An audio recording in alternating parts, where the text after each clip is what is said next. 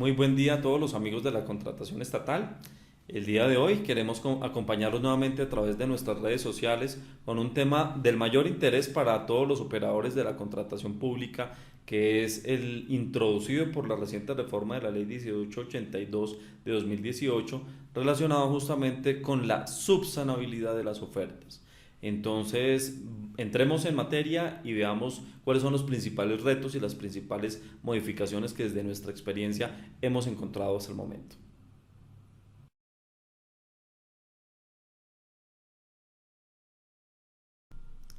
Bueno, pero para entrar en materia tenemos que recordar los antecedentes de la figura de la subsanabilidad en la reciente Ley 1150, que traía una nueva concepción constitucional de la prevalencia de lo sustancial sobre lo formal. Entonces, desde esta óptica debemos entender la subsanabilidad a la luz de los principios que irradia la función administrativa de la gestión fiscal y todos los de la contratación estatal para buscar la escogencia de la mejor oferta sin sacrificar por ello los tiempos y movimientos del proceso de selección, que es lo que podríamos llamar la colisión de principios entre el de selección objetiva, el de economía, donde debe prevalecer lo sustancial sobre lo formal. Entonces, para pasar a la siguiente lámina, ustedes podrán verificar que la Carta Política irradia todo el ordenamiento jurídico propendiendo por la prevalencia de lo sustancial sobre lo formal. Y la contratación pública no es ajena a ese cambio de paradigma que trajo la Constitución de 1991, donde se pretende apuntar al resultado más que al procedimiento.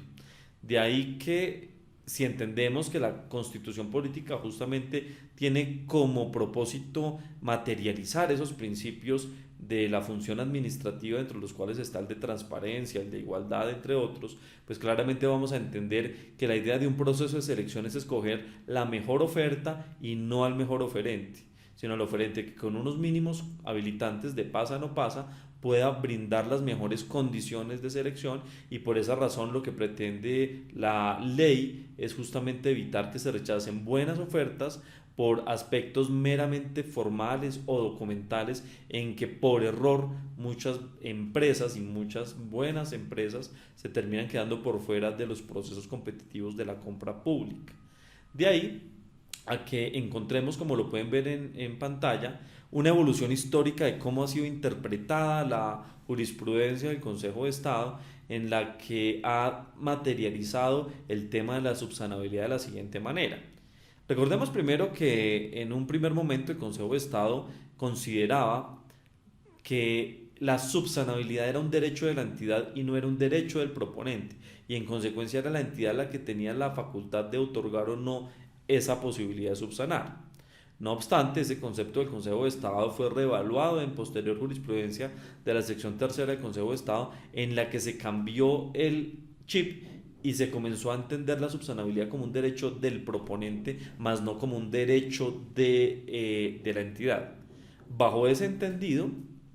y tal vez la sentencia hito fue la sentencia de febrero del 2014 del doctor Enrique Gil, donde señaló justamente la potestad o la facultad o el derecho que tiene el proponente de subsanar, y le dio y estableció en cabeza de las entidades estatales la posibilidad o la facultad de otorgar esa oportunidad dentro de un término razonable.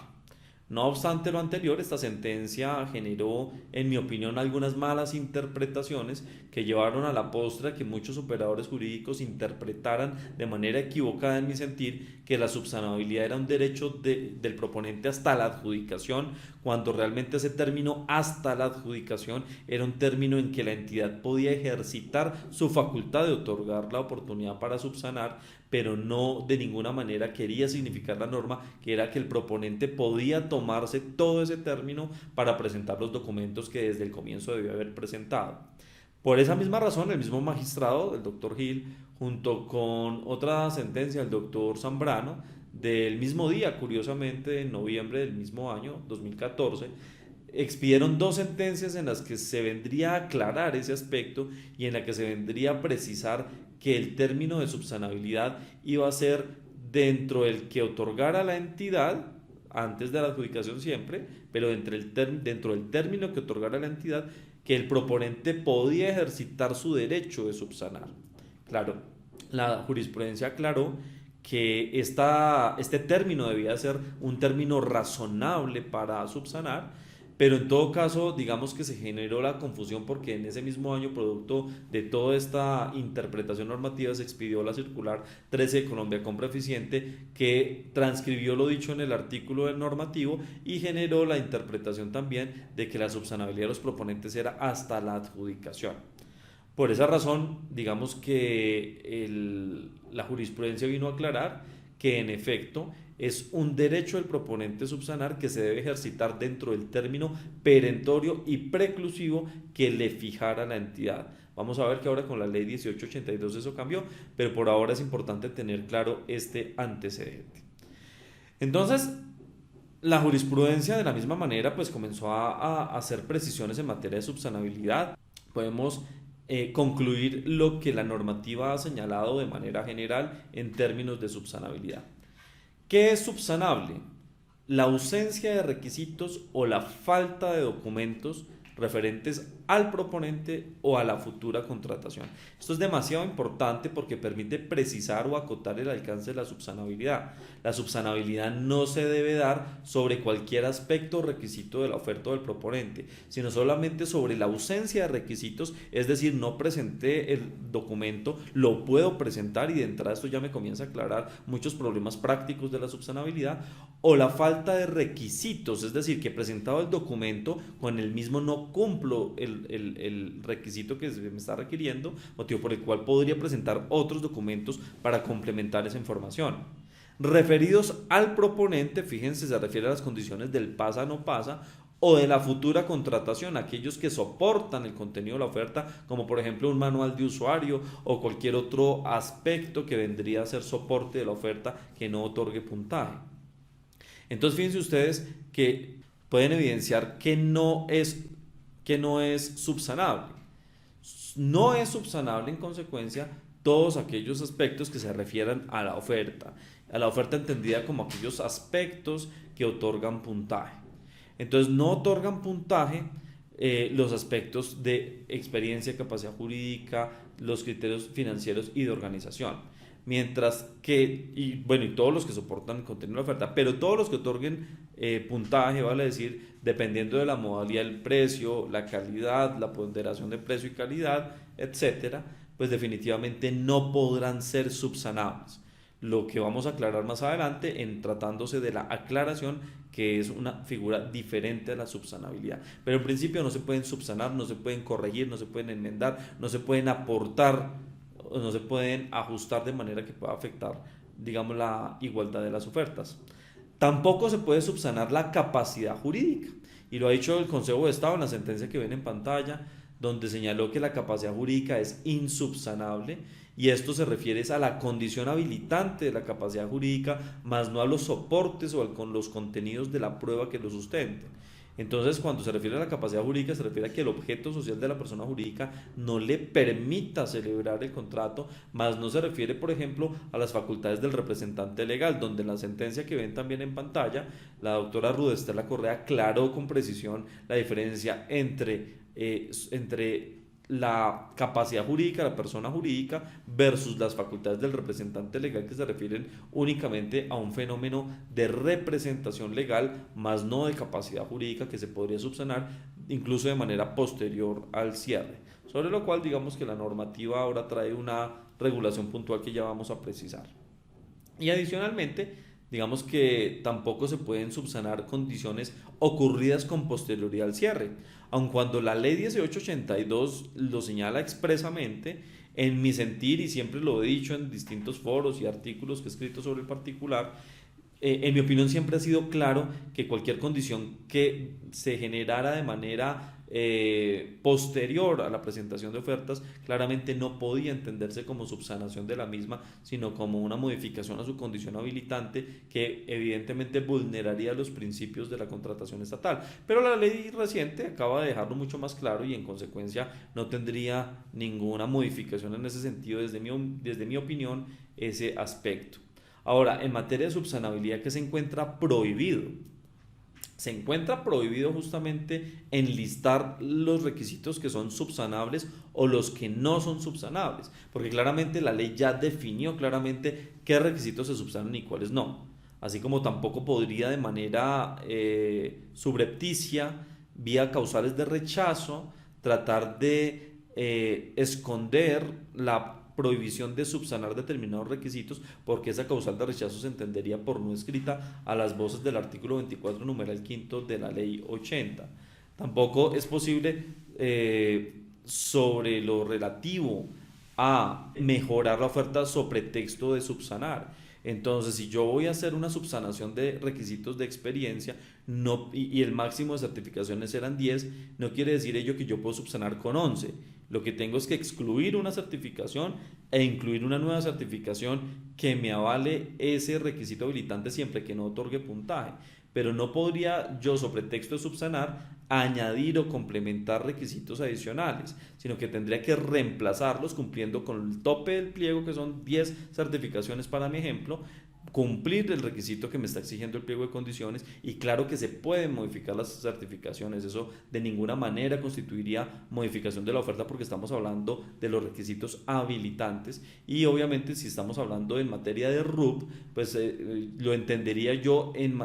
tratándose del relacionamiento que se hacen de las certificaciones de experiencia que yo pretendo acreditarle a la entidad pública. Le diría, no me tome la que está en el renglón 20, sino la que está en el renglón 21, y con eso yo podría cumplir, pero no cumplir con 11 o más que violen el pliego de condiciones. Espero en esto poder ser suficientemente claro cuando más adelante vamos a ahondar en ello.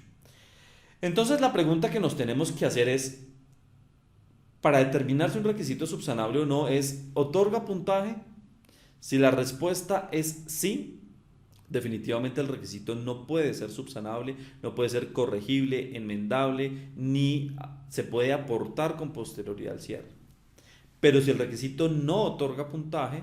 la conclusión obligatoria legal será que el requisito como tal podrá ser subsanable, y en consecuencia, bajo esa óptica, podrá acreditarse, podrá presentarse lo que no se presentó, podrá sustituirse una certificación, podrá corregirse un aspecto o dilucidarse en el desarrollo de la evaluación de las ofertas. Pero claramente lo que es subsanar es precisamente corregir, enmendar, aportar lo no aportado, porque en algunas entidades se ha hecho nugatoria la subsanabilidad vía prohibición de presentar nuevos documentos. Entonces, si la subsanabilidad justamente consiste en ello, prohibir lo anterior sería un contrasentido desde la perspectiva en que le impediríamos al proponente justamente demostrar las condiciones que debía tener al momento del cierre, porque en esto, sea de paso decirlo, las condiciones habilitantes del proponente deben estar cumplidas al momento de entregar la oferta y no pueden cumplirse de manera posterior. Ahora que ya vamos a abordar más adelante la diferencia entre condición habilitante y soporte, pero no podemos generar esa confusión que haga nugatoria la subsanabilidad. Ahora bien, entonces lo que podríamos concluir, como lo vemos en pantalla, es que el defecto subsanable es todo aquel que no otorgue puntaje y que se pueda enmendar durante el periodo de evaluación de las ofertas. Entonces, continuando con nuestra presentación, podemos determinar que debemos diferenciar subsanar y aclarar.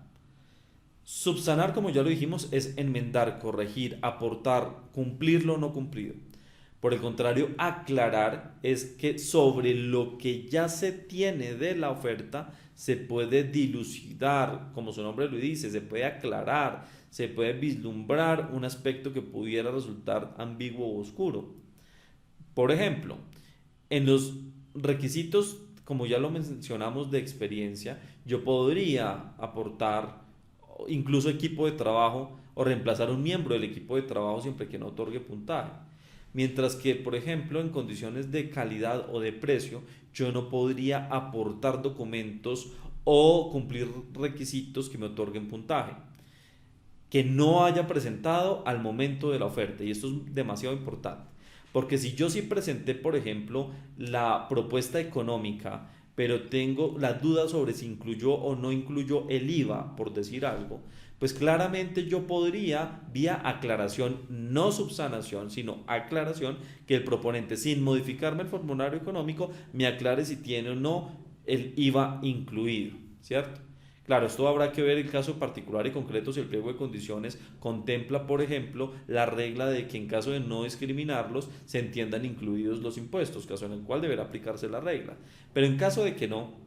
el proponente en ese puntual caso puede modificar, puede aclarar la oferta sin modificarla. Y esto es muy importante porque la subsanación sí permite modificar algunos documentos o requisitos, mientras que la aclaración es sobre lo que ya se presentó que se puede aclarar. Por ejemplo, en los concursos de méritos que se califica la experiencia del equipo de trabajo y hay una certificación que me dice que trabajó tanto tiempo y no me dice la fecha de terminación, por ejemplo. Yo podría pedirle al proponente que me aclare esa certificación y para ello seguramente deberá traerme otra certificación expedida por el contratante aclarando la fecha de terminación. Pero lo que no puede hacer el proponente es cambiarme esa experiencia de ese contrato por otro contrato o cambiarme ese equipo de trabajo por otro equipo de trabajo, porque para efectos del concurso de méritos él otorga puntaje. Entonces lo único que puede ocurrir en ese caso es aclarar los requisitos de ese proponente. Entonces espero ser claro con los ejemplos, porque en esto las zonas grises son bastante frecuentes y se prestan para malas interpretaciones. Si el requisito de experiencia fuera habilitante, yo podría cambiar una certificación o podría cambiar el equipo de trabajo. Pero en el concurso de méritos el equipo de trabajo es calificable. Luego lo único que puede proceder ahí es la aclaración. Y la aclaración definitivamente tendrá que darse a través de otro documento en el que se aclare ese aspecto. Claro que se puede presentar otro documento, pero sobre el mismo requisito. Porque si me está cambiando la forma como acredita el cumplimiento del requisito y ya no me trae el mismo equipo de trabajo, sino que me lo reemplaza, claramente habría una modificación de la oferta y eso está proscrito y prohibido por la normativa vigente. Entonces, yo puedo subsanar un requisito que no otorga puntaje, pero puedo aclarar un requisito que no otorga puntaje. Por ejemplo, lo que ocurre con los precios artificialmente bajos. Cuando yo encuentro que una propuesta es sospechosamente baja, según la guía de Colombia con Eficiente de precios artificialmente bajos y la metodología adoptada por la reglamentación colombiana, que es tomada de las buenas prácticas del área de modelo de compras públicas de la UNCITRAL, pues evidentemente vamos a encontrar que yo tengo la posibilidad de preguntarle al proponente que me aclare si con esos precios puede soportar o no el cumplimiento del contrato, que no esté en un tema de lavado de activos, en una situación irregular. Si no me lo aclara suficientemente, tengo la potestad de rechazarlo. Entonces, fíjense ustedes que es otro ejemplo de aclaración de oferta que procede sobre requisitos que otorgan puntaje, pero sobre lo cual yo necesito una precisión o dilucidar un aspecto puntual. Entonces, bien, entremos en materia sobre las principales modificaciones que ha introducido la Ley 1882 para que comencemos a vislumbrar cuáles son los retos que nos genera esta nueva ley. En primer lugar, se modifica el parágrafo primero del artículo quinto de la ley 1150, agregando unos parágrafos, modificando unos existentes. En general, digamos, comienza a reformular de alguna manera un poco, y yo no creo que reformular en sí, sino a precisar el principio de selección objetiva en el alcance que tiene el mismo. Entonces, si hacemos un comparativo entre lo que estaba en la ley 1150 y lo que ahora está en la ley 1882, tenemos lo siguiente. En primer lugar, en la ley 1150, la norma señalaba que los requisitos podrían ser solicitados. Fíjense que era facultativo de la entidad a la hora de evaluar, mientras que ahora la ley 1882 establece un carácter imperativo y establece que los requisitos deberán ser solicitados por las entidades y los proponentes deberán entregarlos dentro del término que fija la norma, que ya veremos que es el del traslado del informe de evaluación de las ofertas. Adicionalmente, pues la 1150 decía hasta la adjudicación, de donde surgían interpretaciones a favor y en contra de permitir que el proponente lo hiciera voluntariamente hasta esa etapa o que la entidad pudiera fijar un plazo perentorio y preclusivo durante ese término. Pero la ley 1882 ya aclara de manera palmaria que efectivamente es hasta que finaliza el plazo del traslado del informe de evaluación, lo cual dependerá de cada modalidad. Si estamos en licitación pública serán 5 días, si estamos en concurso de méritos o selección abreviada estaremos hablando de 3 días y la misma norma exceptúa la subasta inversa y la mínima cuantía. Para la subasta inversa trae una regla propia que el mismo artículo señala, en la que indica que será hasta el momento previo a la realización del certamen. El momento previo deberá regularlo el gobierno nacional, o los pliegos de condiciones deberían regular que el momento previo no sea el minuto antes, sino que sea por lo menos un día antes del certamen, para que la entidad pueda administrativamente organizar adecuadamente el evento del que estamos conversando. Pero la modificación que sí no he logrado entender es la de la mínima cuantía, porque la norma exceptúa la mínima cuantía de manera inexplicable, cuando la mínima cuantía también tiene un traslado del informe de evaluación, cuando sobre el cual también puede haber momento de subsanabilidad de la única oferta que es objeto de evaluación, que es la de menor precio, y bajo esa óptica realmente no queda clara, o no queda claro el sentido de la ley. Creo yo que el gobierno tendrá que reglamentar el tema, porque de ninguna manera puede interpretarse que es que en subasta y en mínima cuantía no opera la subsanabilidad. Esto atentaría contra los principios rectores de la Constitución política y de la contratación estatal, y por supuesto, al interpretarla bajo un efecto útil debemos entender que en realidad la norma se refiere a que el momento de estas no será durante el traslado del informe de evaluación. Sin embargo, creo yo que ahí queda un vacío bastante grande por resolver. No obstante lo anterior, creo yo, y en mi humilde opinión, que sin perjuicio de que la norma establezca que los proponentes podrán subsanar a más tardar dentro del traslado del informe de evaluación, desde un punto de vista de buena gerencia pública, de economía, de transparencia y de selección objetiva, creo yo que es viable absolutamente, y no sería reprochable desde ningún punto de vista, que las entidades estatales durante el término de evaluación le puedan ir requiriendo información a los proponentes para subsanar los requisitos, de manera que cuando se publique el informe de evaluación sea un informe mucho más madurado y sea un informe mucho más decantado, de manera que si existiera algún documento aún pendiente de subsanar, los proponentes tuvieran esa última oportunidad durante el traslado de informe de evaluación para que pudieran corregir los defectos que de su oferta hayan podido surgir. Ahora bien,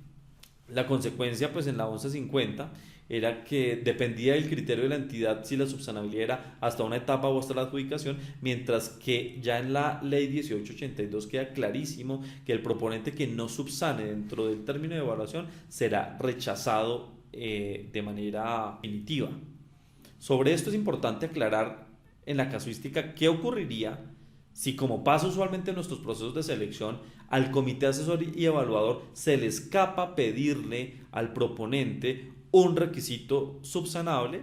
pasa y vence el término de traslado del informe de evaluación, y a portas de la audiencia o a portas de la adjudicación, dependiendo de la modalidad, la entidad por cualquier circunstancia descubre que había un requisito que el proponente no cumplía.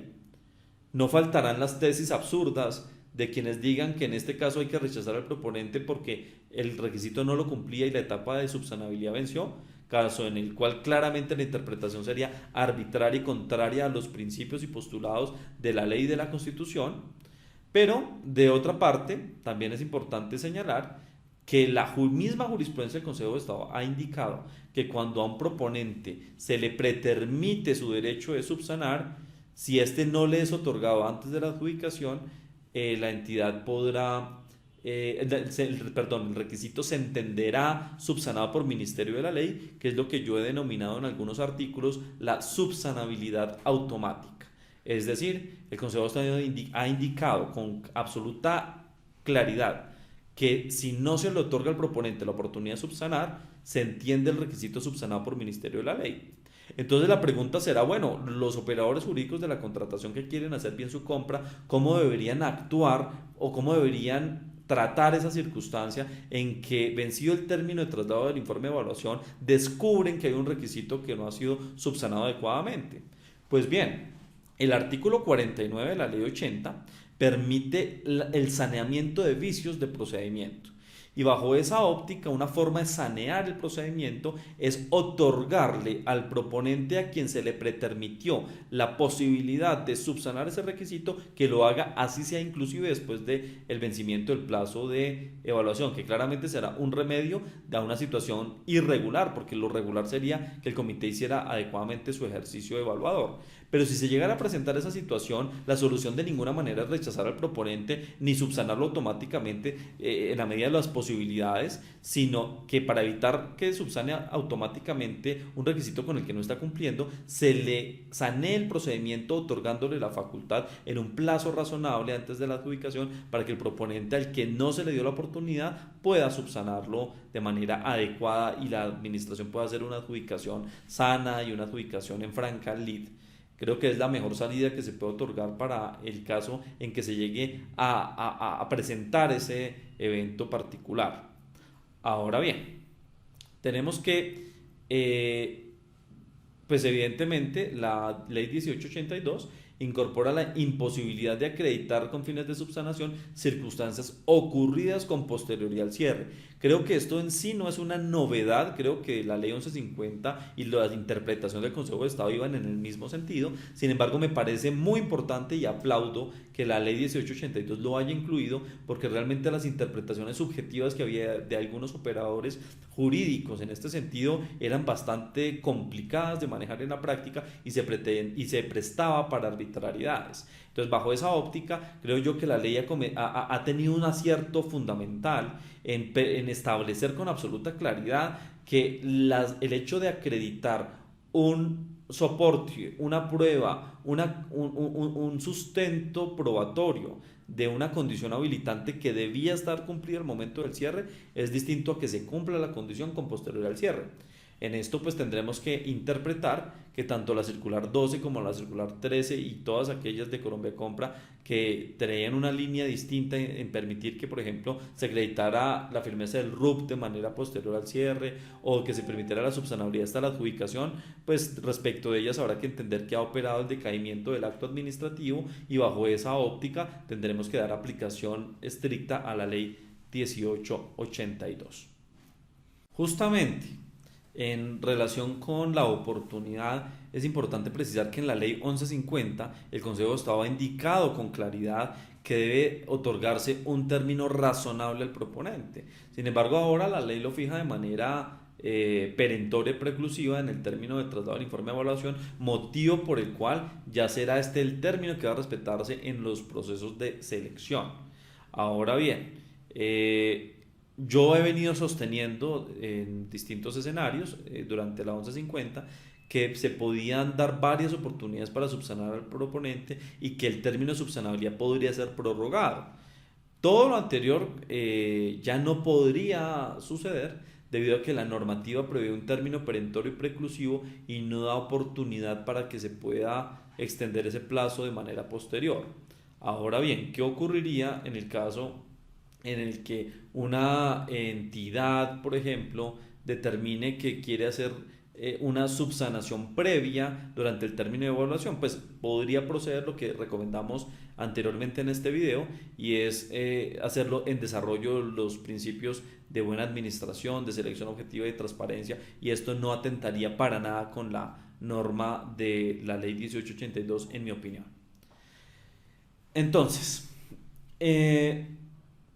hay una modificación bien importante que introdujo la ley 1882 relacionada con la garantía de seriedad. Durante muchos años la normativa vigente permitía subsanar la ausencia de la presentación de la garantía de seriedad. Sin embargo, porque pues en la medida en que no otorga puntaje, pues evidentemente era posible subsanarla. Sin embargo, la ley hace una excepción tajante en este sentido y creo yo que en buena hora la hace, porque definitivamente garantiza que los ofrecimientos que se presenten sean serios, que el proponente que realmente pretende licitar o participar en un proceso de selección disponga de los recursos y de un aval que respalde su presentación de la oferta y que se evite presentación de ofertas colusorias con fines únicamente de afectar los resultados del proceso competitivo. Ahora bien, lastimosamente ya he visto que en la práctica algunas entidades se han confundido y han vuelto a la prehistoria de la subsanabilidad, generando confusiones sobre si se pueden subsanar o no los aspectos o los defectos de la póliza o de la garantía, ¿no? Tenemos que ser claros en que no es solamente la póliza, puede ser la garantía fiduciaria, la bancaria, las que permite el reglamento. Pero la de mayor utilización es la póliza y por eso lo decimos de esta manera, porque claramente lo que sanciona la normativa en este caso es la no presentación de la garantía junto con la propuesta. Luego, si se presenta la garantía junto con la propuesta, pero tiene defectos en el valor, en el NID, en alguna de las condiciones que se requieren en el pliego, pues claramente no podría ser objeto de rechazo, sino de subsanación. Y esto es importante dejarlo absolutamente claro. Ahora bien, en tratándose del mecanismo de subasta, pues claramente la normativa, como ya lo habíamos explicado, pues permite que la subsanabilidad se dé hasta el momento previo a su certamen, pero en esto sí quisiera reiterar la recomendación de que se haga con suficiente antelación, que no se haga con un minuto antes previo al certamen y de manera que se haga en el traslado del informe de requisitos habilitantes de la subasta, ¿cierto? Ahora pasemos a la casuística para ver la subsanabilidad en la práctica de manera muy rápida.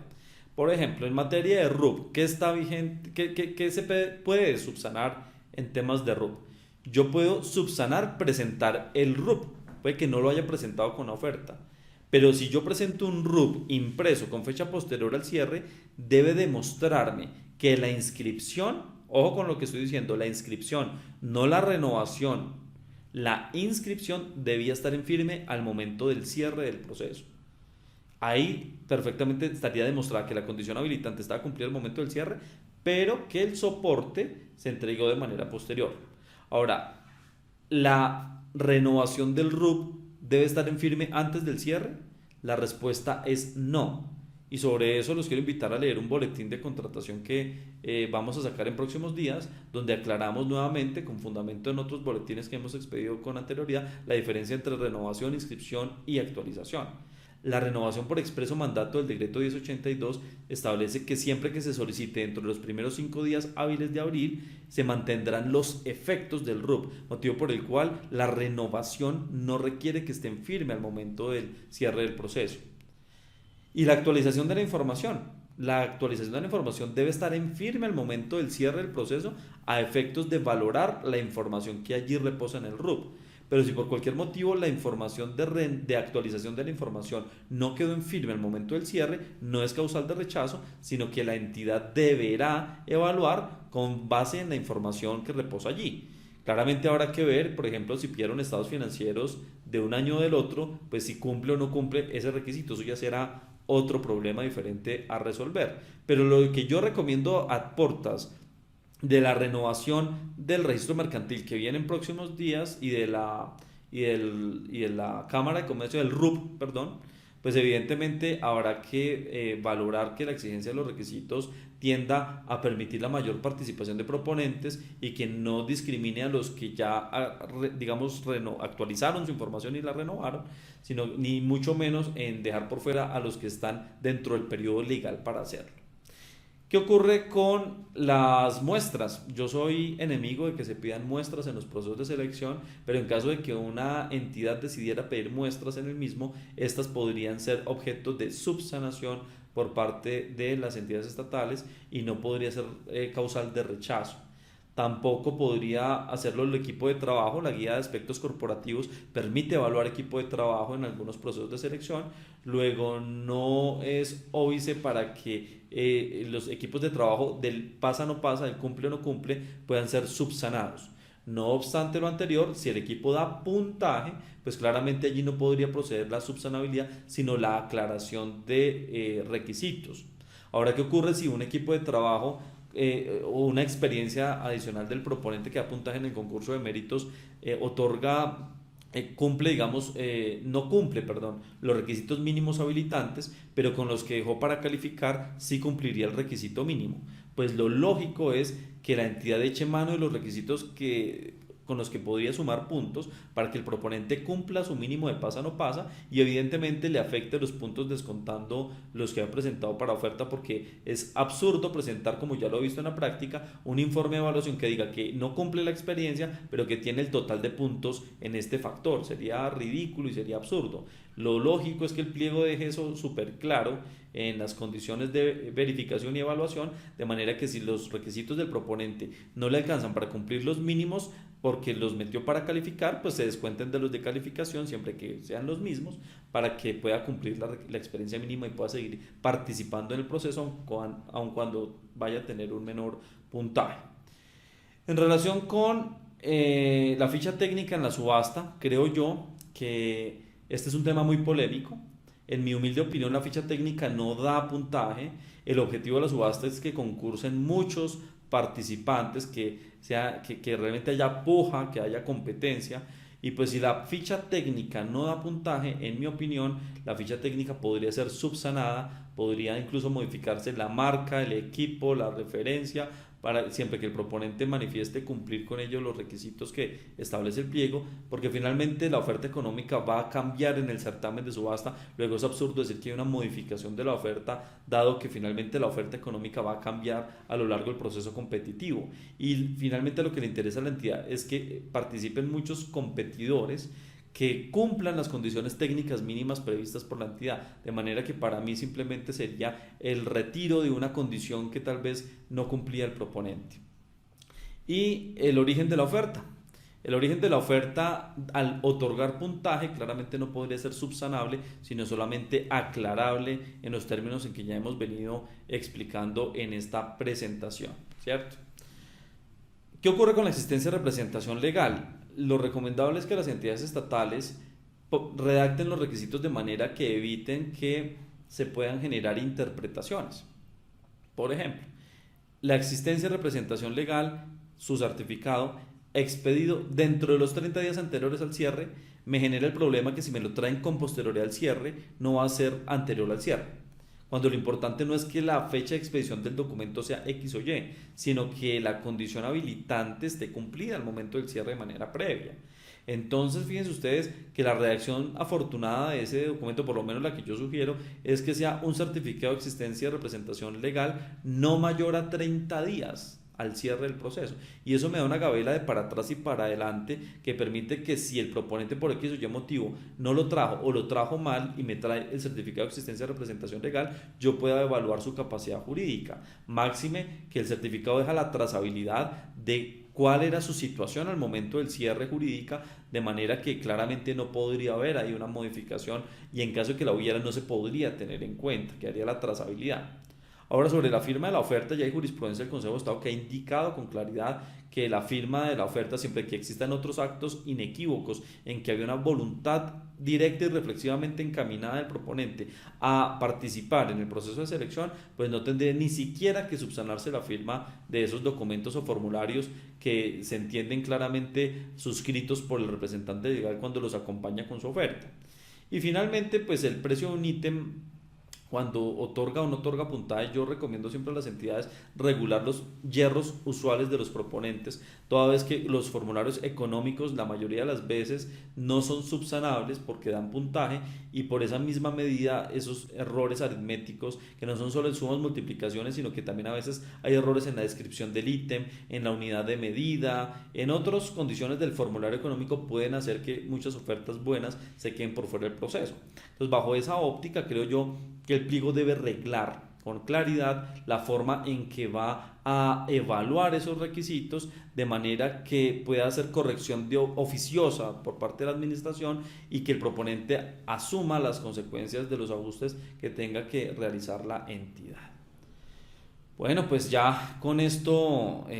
cerramos un brochazo muy general acerca de este importante tema. Por supuesto, para la subsanabilidad siempre habrá tela para cortar, pero creemos que con esta videoconferencia podemos compartir una visión de la firma sobre la forma o la mejor manera en que nuestro criterio debe interpretarse esta institución que es muy importante y que es garante de la selección objetiva y de que se adjudiquen con transparencia los procesos de selección. Muchísimas gracias, espero que continúen acompañándonos en todas nuestras redes sociales con estos y otros instrumentos que estamos generando para compartir con la comunidad de la contratación estatal. Muchísimas gracias, muy amables.